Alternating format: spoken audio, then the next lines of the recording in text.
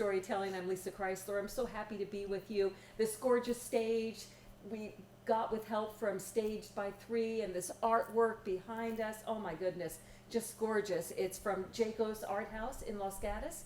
And Linda Lester, Lester Square, we wouldn't be here without you, so thank you. And I have somebody, you probably already know him. I have just become friends with him. But when you've lived in Los Gatos for 40 years, Tim Lundell, you all know him, right? Yes? Some do, you yes. Know, not everybody. Not everybody. Well, then you haven't been getting around enough. I have to do more. 40 years in Los Gatos. Same house? No, we moved once. Actually, we used to live right here near the high school. Yeah. But we moved up the hill when we were looking for a bigger house. And Penny, my wife, and the kids drove around and around and around when they were younger. Yeah. Looked at like 40 different houses with our poor agent, and finally found a place which was no bigger than the house we were in, but much you more. fell in love with it. It was exactly that. Well, I was going to say that's a different time. If there were 40 homes on the market, that would be something to write home about. That was in year of high interest rates. That's why it was so many on the market. Yes. So 40 years, you're ever going to leave? It's hard to say. Yeah. Kids are nearby. Wonderful. Our young son is very nearby. He lives actually in the cottage right behind our house. That's pretty darn close. It is. You can yell at him when you need him. That's right. Yeah. He does help out. He does Yeah. his share.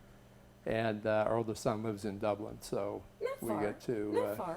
see him and his wife and his grandson, or our grandson. Your grandson. Yes. That's it's your grandson. That's yes. right. You know, they just had the kids. Your grandson. That's right. Although we take advantage whenever we can. Spend time with I'm them. the same way. So you're probably best known for being a wonderful, well-established lawyer in San Jose.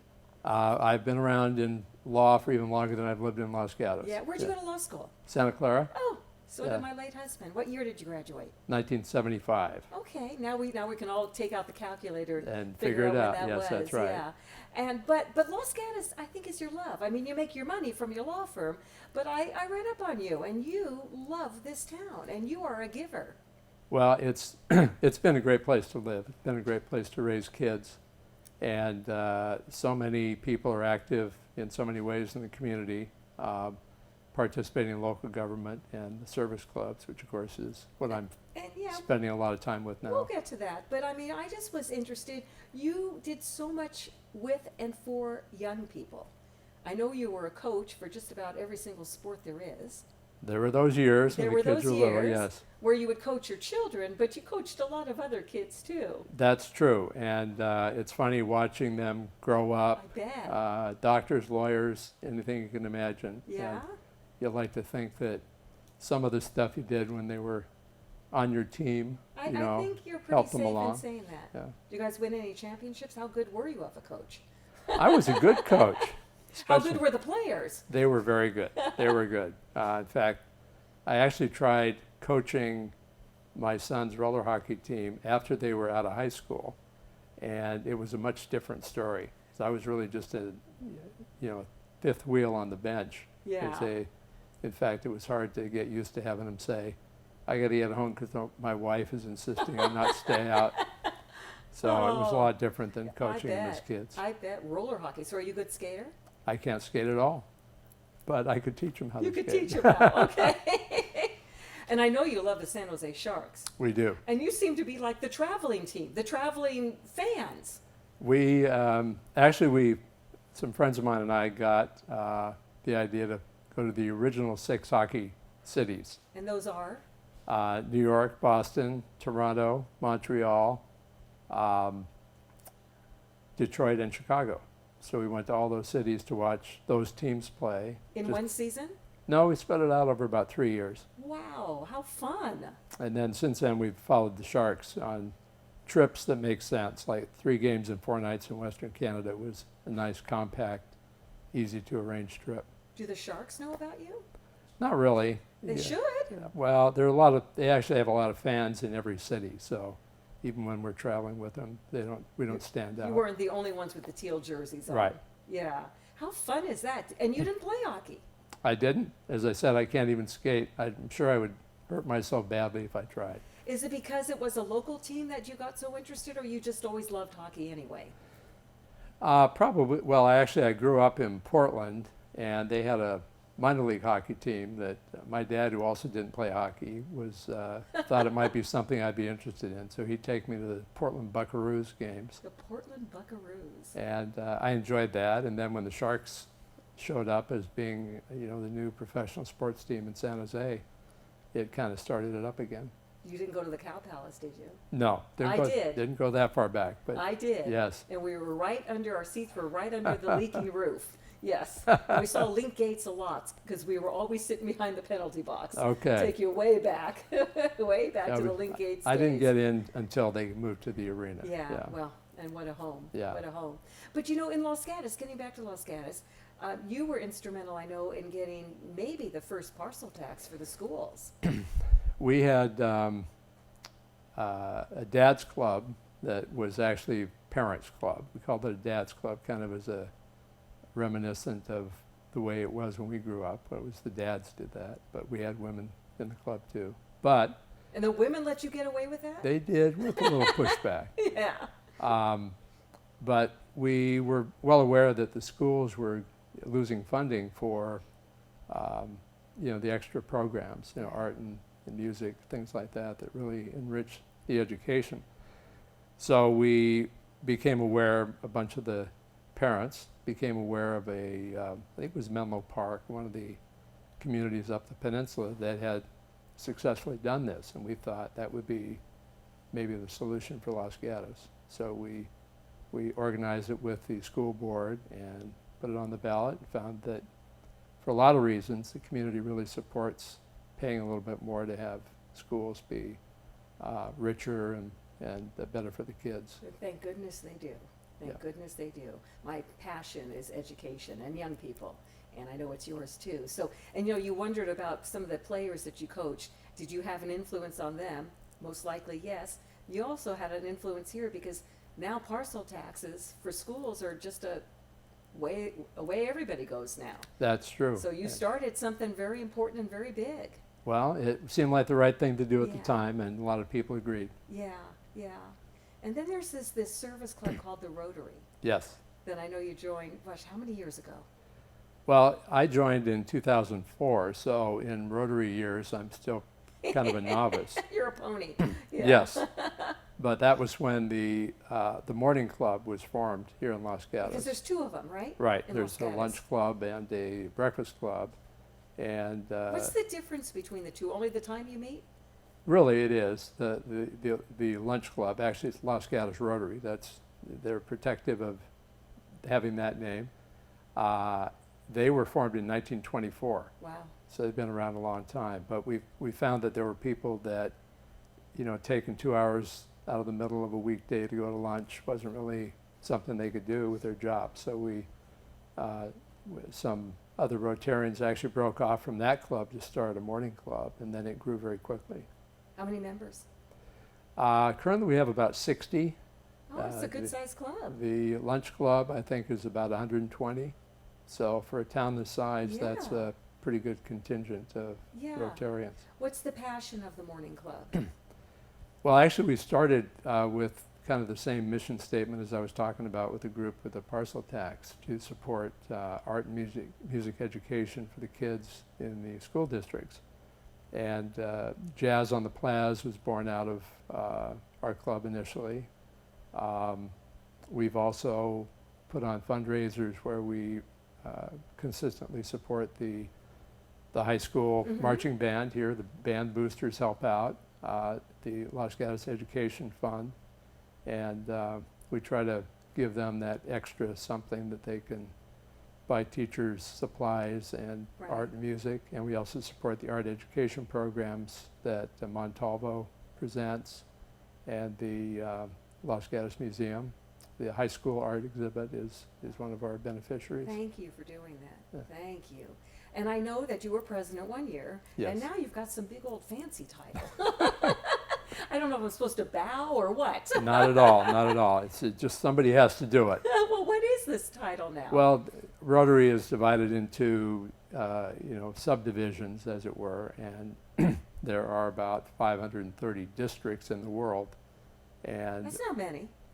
it's not. Well, they have, Oh. each one of them has, they try to balance it sort of like congressional districts. Mhm. They have the same approximate number. So we have about 4,000 Rotarians in our district, which goes up as far north as Oakland, up to Palo Alto, over to Santa Cruz, and down to Hollister. So that's our district. And so there's kind of a district level administration, and then 54 Rotary clubs in that area, Yeah. each of which, runs their own thing. Right. But we provide the administrative support and training and inspiration for them. So I will be district governor District starting July governor. 1st. Right. Is that like the highest you can go? No, you can go much higher than that in Rotary. Do you want to go any higher? Well, Or is this good enough? It's a lot of work. So what but- will you have to do? Well, actually, the harder part, I think, is what I've been doing this year, which is everything in Rotary changes over every year. So you're president for a year, Okay. you're governor for a year, even up to the Rotary International president. It's a one-year deal. And for each new person in those roles, they have to bring on a team. They have to put people into the different committee chairs, and so there are 70 or 80 spots that have to be filled with other volunteer Rotarians.